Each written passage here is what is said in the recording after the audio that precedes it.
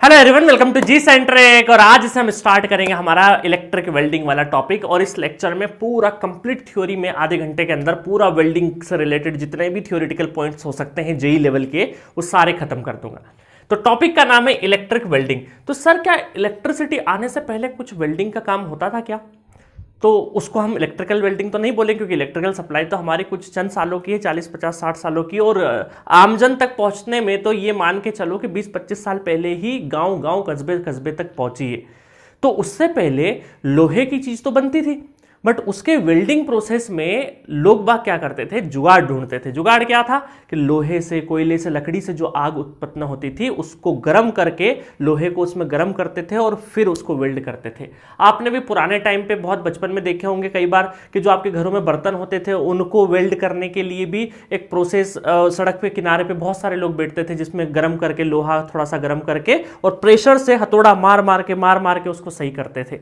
तो वो भी एक तरह की वेल्डिंग होती थी। वेल्डिंग का मतलब ही क्या होता है कि दो पीस ऑफ मेटल को ज्वाइन करना। ऑब्वियसली कि भाई दो पीस ऑफ मेटल को जो ज्वाइन कर रहे हैं वो डिसिमिलर तो होंगे नहीं, सिमिलर मेटल ही ज्वाइंट हो सकते हैं, है ना।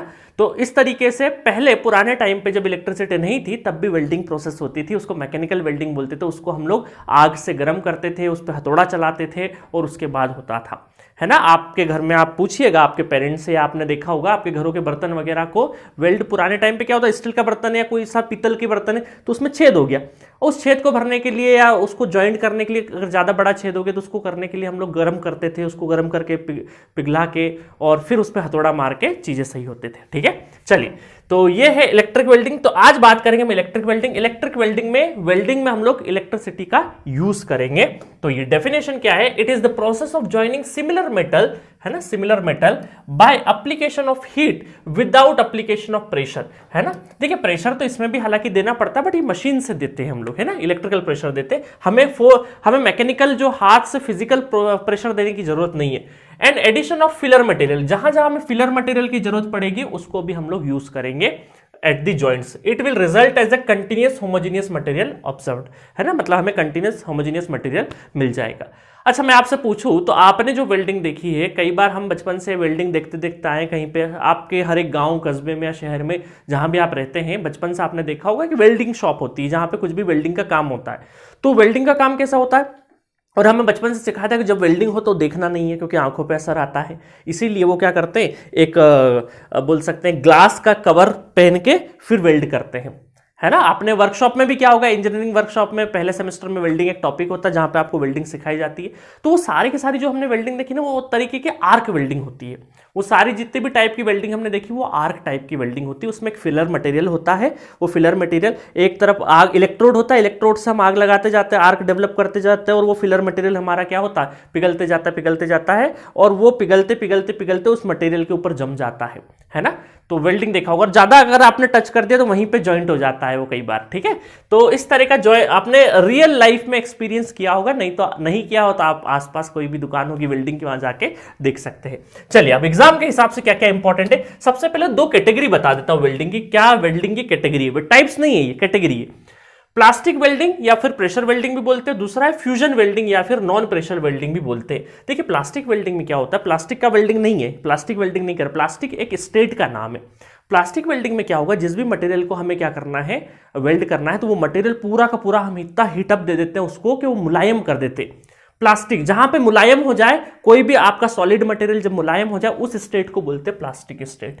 और वहां पर ले जाने के बाद प्रेशर लगा के ज्वाइन कर दे तो वो क्या हो जाता है, हमारा प्लास्टिक वेल्डिंग कहलाता है। और इसमें फ्यूजन वेल्डिंग में क्या होता है कि जिस जॉइंट पे, सिर्फ जॉइंट को, जहां पे जॉइंट पे जो जॉइंट को वेल्डिंग करना है उस जॉइंट को ही सिर्फ और सिर्फ हम हीट करके मोल्टन स्टेट पे या हम लोग प्लास्टिक स्टेट पे लेके आते हैं, सिर्फ जॉइंट। यहां पे पूरा मटेरियल लेके आएंगे, है ना। The piece of metal to be joints are heated to be a plastic state and force together by external pressure, है ना। यहाँ पे the material at the joint, सिर्फ joint is heated to a molten state and allowed to solidify. ठीक है, तो ये बस इतना सा अंतर है, आपको कैटेगरी पता होनी चाहिए। अब आते हैं हम लोग रियल हमारे इलेक्ट्रिक वेल्डिंग के जो टाइप्स है। पहला टाइप है रेजिस्टेंस वेल्डिंग और दूसरा है आर्क वेल्डिंग। इसके अलावा भी छोटे मोटे बहुत टाइप के वेल्डिंग होते हैं, बट आपको जेई लेवल के सिलेबस में इतना ही वेल्डिंग ध्यान रखना है। एक दो मिसलेनियस वेल्डिंग होती है, वो मैं आपको पढ़ा दूंगा, MIG वगैरह, टिग, मिग, है ना, इस तरह की वेल्डिंग जो मिसलेनियस होती है, जो पूछ लेते कभी कभी, वो इंट्रोडक्शन बता दूंगा उसका। चलिए, रेजिस्टेंस वेल्डिंग क्या होता है, एसी और डीसी दोनों पे वर्क कर सकता है। ठीक है, इसमें 4-5 टाइप का होता है, butt welding, flash butt welding, spot welding, projection welding और सीम वेल्डिंग। ये 5 नाम याद रखिएगा, है ना, इसको एक एक करके हम लोग पढ़ेंगे। आर्क वेल्डिंग में carbon arc welding, metal arc welding और एटॉमिक हाइड्रोजन वेल्डिंग, ये सारे के सारे काम आएंगे आर्क वेल्डिंग में। तो चलिए वन बाय वन पढ़ते हैं। सबसे पहले रेजिस्टेंस वेल्डिंग। देखिए, रेजिस्टेंस वेल्डिंग का सीधा सा मतलब है कि दो पीस को हम पास में लेके आएंगे और फोर्स लगाएंगे और इनके बीच में से हम क्या करेंगे, करंट पास करवाएंगे, I²R लॉस होगा। जब वो जॉइंट्स को हम लोग मिलाएंगे ना, ज्वाइंट करेंगे, तो वहां पर क्या होगा, I²R लॉस होगा और उसी लॉस की वजह से उसी हीटअप वगैरह होगी, हीटिंग होगी और वहां पे क्या हो जाएगा, दो मेटल ज्वाइंट हो जाएंगे। तो यहां पर क्योंकि जो आपका ज्वाइनिंग के टाइम पे रेजिस्टेंस मिल रहा है, इस वजह से इसका नाम क्या है, resistance welding. It is the process in which the sufficient current is allowed to flow the two metals which are in contact to be weld. The metal will get melt due to the resistance offered for the flow of current, that is I²R. Pressure apply करना पड़ेगा। इसमें हालांकि जो दो electrode use होते हैं वो काहे के बने होते हैं, कॉपर इलेक्ट्रोड्स के। देखिए, रेजिस्टेंस वेल्डिंग में ज्यादातर इलेक्ट्रोड जो भी बने होंगे वो कॉपर के ही होंगे। देखिए, कॉपर ग्रेफाइट दोनों यूज करते हो, बट कॉपर को ज्यादा प्रीफर करते हैं कई सारी मशीन्स में। ठीक है, तो ये जो इलेक्ट्रोड है ना, यहाँ पे बीच में हम लोग ये पीस लेके आएंगे हमारा, है ना, जिसको वेल्ड करना है आपको, तो ये पीस लेके आएंगे, तो ये इलेक्ट्रोड्स की हेल्प से हम लोग क्या करेंगे, वेल्ड करेंगे। तो ये एक तरीके की मशीन है। ये हो गया रेजिस्टेंस वेल्डिंग एक प्रिंसिपल। अब इसके बाद वन बाय वन अगर हम देखें तो पहला है हमारा बट वेल्डिंग। देखिए, बट वेल्डिंग में क्या होगा, बट वेल्डिंग में आपके दो यहां पे क्लैंप होंगे, जिसमें एक फिक्स होगा और दूसरा क्या होगा, मूवेबल होगा। दूसरा क्या होगा, मूवेबल होगा। तो एक को फिक्स कर देंगे, दूसरे को मूवेबल रखेंगे और यहां पर बीच में हम लोग क्या करेंगे, हमारा ऑब्जेक्ट फंसाएंगे और उसको वेल्ड करेंगे। तो in this method two parts of welded are held in the clamp, one is fixed and other is movable. Application क्या क्या होती है, इस तरह के जो भी वेल्डिंग में यूज करते हैं, इसमें एप्लीकेशन हमारे क्या होते हैं, रोड, बार, वायर्स, इन सबको हम लोग क्या करते हैं, बनाते हैं।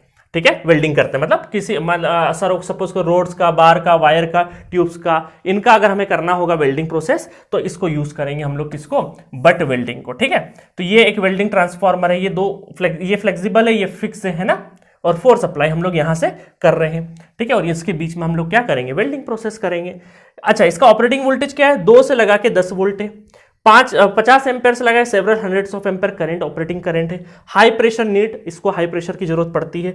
25 mm थिकनेस मटेरियल का ही हम लोग वेल्डिंग, जो भी ऑब्जेक्ट है हमारा, 25 mm थिकनेस का हम लोग मटेरियल यूज कर सकते हैं, अप टू 25। और इसमें जो ट्रांसफॉर्मर है वो स्टेप डाउन ट्रांसफॉर्मर यूज होता है। तो ये कुछ पॉइंट्स है जो आपको बट वेल्डिंग में पता होने चाहिए थे, बहुत डेप्थ में जाने की आवश्यकता नहीं है। ठीक है, चलिए सेकंड देखें, फ्लैश बट वेल्डिंग। अब देखिए, इसमें भी सिमिलर है, बट वेल्डिंग जैसा ही है, बस यहां पर क्या होगा, ये रफ सरफेस होगा। यहां पे जो ऑब्जेक्ट होगा ना, वो यहां पे जो इलेक्ट्रोड होगे ना, यहां पे रफ सरफेस होने की वजह से क्या होगा, फ्लैश मिलेगा, मतलब फ्लैशिंग मिलेगी आपको। आर्क में क्या होगा, फ्लैशिंग मिलेगी। तो इसको क्या बोल दिया हमने, flash butt welding. It is similar to that butt welding, but the welding is done at the faster rate और प्रेशर यहां पे लाइट रहेगा। बट वेल्डिंग में हाई प्रेशर था, यहां पे लाइट प्रेशर रहेगा, रेट यहां पे फास्टर रेट से होगा। अनइवन सरफेस होगा, जॉइंट्स के यहां पे क्या होगा, अनइवन सरफेस होगा। कहां यूज करते हैं ये हम लोग, chain, rail ends in the traction system and rods, rolled sections and shaft axial tubes, rods, bars. जो एप्लीकेशन हमारे बट के थे वो यहां पर भी रहेंगे। Aircraft, automobiles, household applications, यहां पर भी हम लोग यूज करते हैं। अच्छा, डिसएडवांटेज क्या है, फ्लैशिंग में क्या होगा, आपका कुछ मेटल लॉस हो जाएगा। Metal is loss during flashing और there is a fire hazard because of flying particles, है ना। तो यहां फ्लैशिंग की वजह से फायर हैजार्ड्स का भी एक टेंशन बना रहता है। तो ये कुछ डिसएडवांटेज है हमारे किसमें, फ्लैश बट वेल्डिंग में। थर्ड चलते हैं, स्पॉट वेल्डिंग। स्पॉट वेल्डिंग का मतलब है कि जहां वेल्डिंग करनी है वहां पे, जैसे आपके घर में वेल्डिंग करना है तो एक वेल्डिंग मशीन लेके आएगा, इस तरीके की छोटी मशीन, कॉम्पैक्ट मशीन, और वहां पे वेल्ड कर देगा। खिड़की दरवाजे जहां पर भी आपको वेल्ड कराने हो वो कर देगा। अब इसमें क्या होगा, देखिए जनरली ये आपके कारीगर के पास स्पॉट वेल्ड, मतलब स्पॉट वेल्डिंग की बहुत सारी अलग अलग वैरायटी भी होती है, बट हमारे जो सिलेबस में जहां से क्वेश्चन आते हैं उसमें ये समझना, देखो यहां पर ये जो आपके इलेक्ट्रोड, देखो इलेक्ट्रोड कुछ इस तरीके से नुकीले हैं, नुकीले इलेक्ट्रोड है। तो नुकीले इलेक्ट्रोड है, इसका मतलब क्या है, ये हम लोग कहां पे यूज करते हैं, ये हम लोग शीट्स में यूज करते हैं। बड़ी बड़ी शीट्स होगी, उसमें क्या करना पड़ेगा, हमें छोटे छोटे स्पॉट वेल्डिंग करने पड़ेगी, तो उसके लिए हम लोग यूज करते हैं। तो कई बार क्वेश्चन आता है कि भाई स्पॉट वेल्डिंग का यूज कहां करते हैं, शीट के लिए यूज करते हैं, क्योंकि इसके इलेक्ट्रोड के शेप उसी हिसाब से डिजाइन किए जाते हैं। ठीक है, it is used in manufacturing automobiles, refrigerator and metal sheets. Metal sheets बहुत इंपॉर्टेंट, कई बार क्वेश्चन आता है। अच्छा, इसमें क्या होता है, टिप ऑफ डायमीटर। सपोज करो आपका क्या है, शीट का थिकनेस टी है, तो इस टिप ऑफ डायमीटर कितना होना चाहिए, √T होना चाहिए। ये कई बार आपसे पूछा जाता है। तो जो क्वेश्चंस आए हुए हैं वो किस तरीके से क्वेश्चन फ्रेम हो सकते हैं, वो मैंने यहाँ पे इंपॉर्टेंट चीजें यहाँ पे लिख दी है। ठीक है, चलिए नेक्स्ट देखें, प्रोजेक्शन वेल्डिंग। प्रोजेक्शन वेल्डिंग में देखिए एक बहुत बड़ा अंतर है अभी तक की जो वेल्डिंग देखी थी। अभी तक हमने जो इलेक्ट्रोड देखे थे वो राउंड शेप वाले देखे थे। यहां पर क्या है, देखो राउंड शेप नहीं है, यहां पे क्या है, यहां पे सरफेस वाले हैं। Instead of round bars flat electrodes are used in projection welding, है ना। फ्लैट इलेक्ट्रोड है, यहां पे क्या है, फ्लैट इलेक्ट्रोड, एकदम चपटे हैं, है ना, फ्लैट है, फ्लैट इलेक्ट्रोड है। It is modified form of spot welding का ही क्या है, मॉडिफाइड फॉर्म है। यहां पर भी शीट्स का यूज करते हैं, मेटल शीट्स का यहां पर भी यूज करेंगे। Use to weld nuts stud on the metal sheet, है ना, नट्स और स्टड को हमें वेल्ड करना हो मेटल शीट पे तो इसको यूज करेंगे।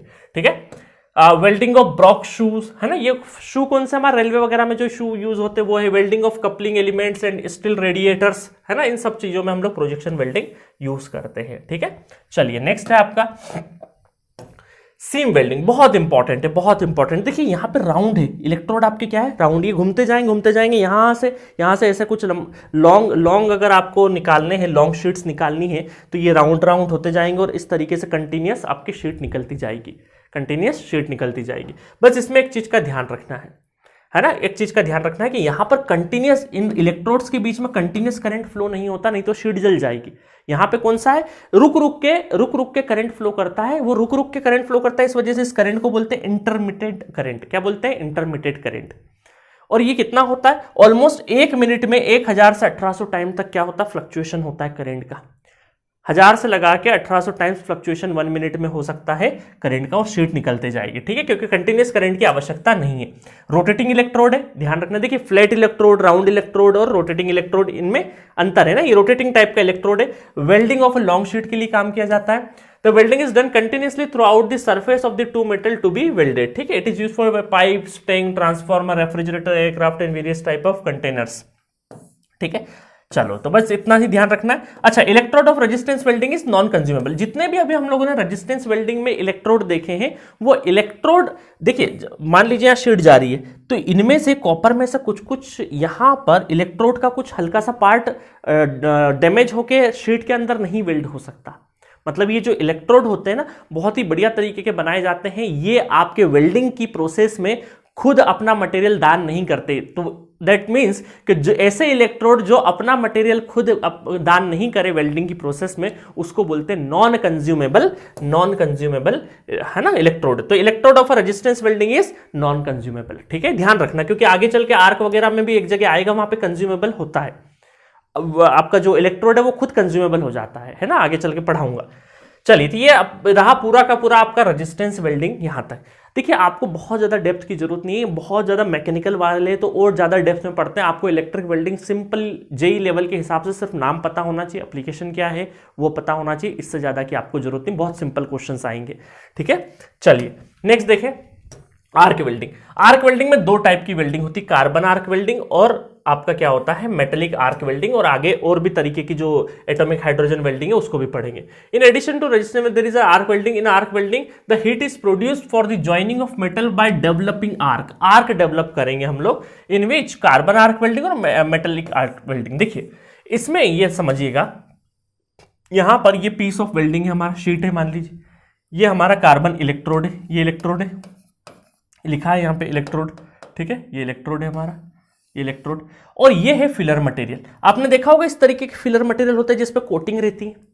ये कोटिंग क्यों करते हैं, अगर कोटिंग नहीं करेंगे तो जंग खा सकती है। तो कोटिंग के लिए हम ये मान के चलते हैं कि layer of salt of silicon, calcium और मैग्नीशियम की यहाँ पे कोटिंग की जाती है, ताकि ये हमारा क्या रहे, कोरोसिव नहीं रहे, जंग नहीं खाए। ठीक है, तो देखो यहाँ पे एक फिलर मटेरियल, एक इलेक्ट्रोड और यूज किया जाता है। अब देखिए सप्लाई में बहुत इंपॉर्टेंट एक क्वेश्चन पूछा जाता है कि जो इलेक्ट्रोड होगा वो ऑलवेज नेगेटिव सप्लाई पे लगा रहेगा, और पॉजिटिव सप्लाई पे जो आपका शीट है या जो भी ऑब्जेक्ट है उस पर हम लोग पॉजिटिव सप्लाई देंगे। तो पॉजिटिव सप्लाई यहां पे, नेगेटिव सप्लाई यहां पे। उसका रीजन है कि अगर हमने कार्बन का बना इलेक्ट्रोड है, अगर इस पे हमने पॉजिटिव सप्लाई दे दिया तो यहां पर कार्बन का कुछ हिस्सा वेल्डिंग के उसमें गिर सकता है, वेल्डिंग की प्रोसेस में कार्बन का कुछ हिस्सा गिर सकता है। इसको अवॉइड करने के लिए हमने यहां पे नेगेटिव सप्लाई दी है। बाकी पॉजिटिव सप्लाई इसलिए नहीं देते, वो अंदर का जो मॉलिक्यूलर स्ट्रक्चर वगैरह कैसे बिगड़ता है वो केमिस्ट्री वालों का पार्ट है, उसका हमने लेना देना नहीं है। हमें सिर्फ ये पता करना है कि यहां पर नेगेटिव इसलिए देते क्योंकि ये कार्बन है, कार्बन का बना इलेक्ट्रोड है। अगर यहां पॉजिटिव दे दिया तो यहां कार्बन का कुछ पार्ट हमारे वेल्डिंग प्रोसेस में आ जाएगा, ठीक है, जो कि हमें अलाउेबल नहीं है। तो देखिएगा, carbon arc welding is used for heavy duty. The electrode is made up of either carbon or graphite, दोनों का बनाया जा सकता है, and is to kept negative with respect to work. If the work piece है ना, जो भी वर्क है, if the carbon electrode is made positive, अगर बनाया जाता है तो the carbon particle have a tendency to go into the welded joint and cause brittleness, है ना, उसके अंदर जाके ब्रिटल बना सकता है मटेरियल को। For this type of welding only DC should be used, इसके लिए हम लोग क्या यूज करते हैं, DC should be used. This type of welding is usually employed for a copper metal and its alloy. Application क्या है, welding of sheet steels, copper alloy, brass, bronze and aluminium. In carbon arc welding we prefer DC supply, है ना, prefer DC supply करेंगे। ये note point में वही negative वाला चीज मैंने यहाँ पे लिखवा दिया है। यहाँ पे खैर ग्रेफाइट को लेके कर दिया, कार्बन को लेके भी कर सकते। The electrode of graphite is work as a negative terminal and the work piece of the metal to be welded is treated as a positive terminal, ठीक है। तो ये था हमारा कार्बन आर्क वेल्डिंग, ठीक है, कार्बन आर्क वेल्डिंग। और कुछ तो नहीं है, नहीं है। चलिए नेक्स्ट देखें, दूसरा है हमारा मेटेलिक आर्क वेल्डिंग। इसमें क्या करेंगे, in metallic arc welding the electrode used must be of the same metal as that of work piece of welded. जो भी आप वेल्ड कर रहे हो, जिस भी मटेरियल को वेल्ड कर रहे हो, तो आपका इलेक्ट्रोड उसी मेटल का होगा, सेम मेटल का होगा, है ना, सेम मटेरियल का होगा। दोनों का मटेरियल क्या होगा, सेम होगा। The electrode itself form a filler material. इससे क्या होगा, जो इलेक्ट्रोड है वो खुद फिलर मटेरियल जैसा यूज हो जाएगा, खुद मटेरियल जैसा, मतलब इलेक्ट्रोड में से ही क्या होगा, कुछ ना कुछ पार्ट होके वहां पे वेल्ड हो जाएगा, ठीक है। For metal arc welding both AC and DC can be used. An arc is struck when electrode touches the workpiece. High temperature of arc melt the little portion of workpiece as well आएगा यहाँ पे, as well as the tip of the electrode, ठीक है। तो no filler material is required, यहाँ पे filler material की जरूरत नहीं है, ध्यान रखना है, मेटेलिक आर्क वेल्डिंग का पार्ट है। नेक्स्ट आपका atomic hydrogen welding. Atomic hydrogen welding, इसमें क्या होता है, जो आपके इलेक्ट्रोड होते हैं वो टंगस्टन के बने होते हैं, टंगस्टन इलेक्ट्रोड बने होते हैं, और साथ में हम फिलर मटेरियल भी यूज कर सकते हैं जहां जरूरत हो एडिशनली, और साथ में हम क्या करते हैं, हाइड्रोजन गैस, हाइड्रोजन की शील्डिंग भी दे देते हैं। हाइड्रोजन का क्या कर देते हैं हम लोग, गैस प्रोवाइड कर देते हैं। देखिए यहाँ पे हाइड्रोजन गैस भरा हुआ है, यहाँ से हम लोग, तो हमारी जो वेल्डिंग प्रोसेस में उसमें हाइड्रोजन गैस का यूज कर लेते हैं, इस वजह से इसको बोलते हैं एटॉमिक हाइड्रोजन वेल्डिंग, ठीक है। और यहाँ पे वेल्ड बेट है, इलेक्ट्रो क्लैंप है, बस ये ध्यान रखना। सप्लाई हमारी 300 वोल्ट एसी सप्लाई दे रखी है, यहाँ पे वर्कपीस में हम लोग हाइड्रोजन का यूज करते हैं। उसकी कुछ प्रॉपर्टीज वगैरह होती है, वैसे आपको जरूरत नहीं है, ठीक है। हाइड्रोजन वेल्डिंग ऑब्वियस सी बात है, हमें हेल्प करेगा वेल्डिंग करने में, है ना, हाइड्रोजन, बस इतना ध्यान रखना है, बाकी आपको ज्यादा जरूरत जानने की नहीं है। चलिए नेक्स्ट देखें, gas inserted metallic arc welding. देखिए अब क्या होगा, हमें कुछ इनर्ट गैस को अगर हम यूज करें, देखिए ये इलेक्ट्रोड है, ये इलेक्ट्रोड है, यहां पर ये वर्क पीस है, इन दोनों में आर्क वेल्डिंग हो रहा है। तो हम ऐसा कर सकते हैं कि जैसे हमने हाइड्रोजन की एंट्री ली थी, वैसे ही कुछ इनर्ट गैस होती है, इसका अगर हम कवरिंग कर देंगे तो यहां पर ये हमारा और सेफेस्ट वेल्डिंग हो जाएगा, है ना। The electrodes are completely covered by gas so that the electrodes are not in contact with atmospheric condition. तो अब के जो इलेक्ट्रोड होंगे ना, वो एटमॉस्फेरिक कंडीशन में नहीं आएंगे। The safety level is increase during the working welding process, है ना। तो वेल्डिंग को और इफिशिएंट बनाने के लिए, भाई जब वेल्ड हो रहा है तब आसपास की जो एयर सराउंडिंग का एटमॉस्फेयर का असर नहीं पड़े, इस वजह से इनर्ट गैस का एक कवरिंग शील्डिंग कर देते हैं हम लोग, है ना। इसको बोलते हैं gas inserted metallic arc welding, ठीक है। चलिए नेक्स्ट देखें, यहां पे कुछ पॉइंट्स है, बहुत इंपॉर्टेंट वेल्डिंग है। देखिए grey iron is usually welded by gas welding, है ना। कई बार क्वेश्चन आता है, ग्रे आयरन काय के लिए होता है, गैस वेल्डिंग के लिए, मतलब गैस वेल्डिंग से हम लोग ग्रे आयरन को यूज करते हैं। एमआईजी वेल्डिंग, एमआईजी वेल्डिंग का मतलब क्या है, metallic insert gas process uses consumable electrode. ये क्या होता है, कंज्यूमेबल इलेक्ट्रोड होता है, मतलब ये सेम मटेरियल का बना रहेगा तभी तो कंज्यूमेबल है। तो इसका मतलब क्या है कि एमआईजी वेल्डिंग में हम लोग क्या यूज करते हैं, same material as a electrode, इस वजह से इलेक्ट्रोड खुद कंज्यूम होता है, इस वजह से क्या है, कंज्यूमेबल इलेक्ट्रोड होता है ना। ऐसे ही टीआईजी वेल्डिंग होती है, टीआईजी वेल्डिंग मतलब टंगस्टन इलेक्ट्रोड यूज होता है इसके अंदर, और ये होता है नॉन कंज्यूमेबल।